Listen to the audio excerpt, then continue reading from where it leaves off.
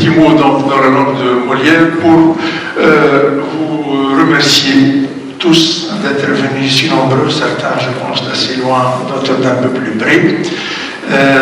C'est un honneur de vous accueillir, c'est un honneur pour moi et pour tous mes collaborateurs de vous accueillir. C'est l'honneur que nous fait l'IUT de nous associer à cette manifestation.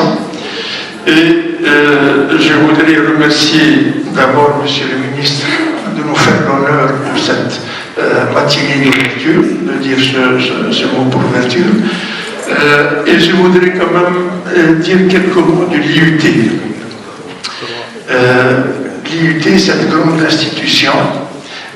Pour les plus jeunes d'entre vous, probablement que vous ne la voyez pas, vous ne l'entendez pas souvent.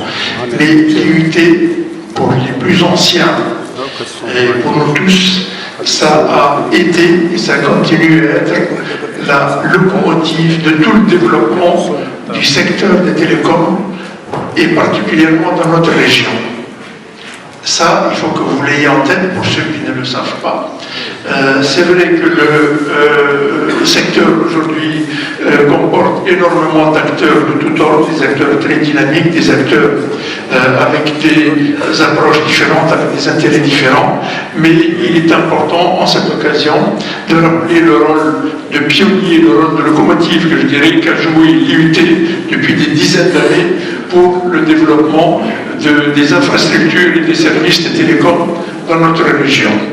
Un petit mot sur notre secteur et sur notre responsabilité, nous tous acteurs de ce secteur. Comme vous le savez, notre secteur a pris de plus en plus de poids, et particulièrement dans la part de sa contribution au PIB.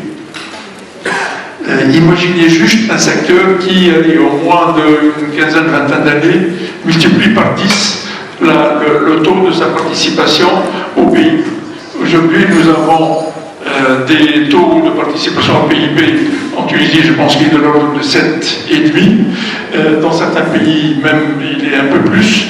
Et donc, voyez comment un secteur comme le nôtre, qui était il y a une vingtaine d'années ou un peu plus, un secteur de services, je dirais presque de luxe, qui est devenu donc un des piliers du PIB.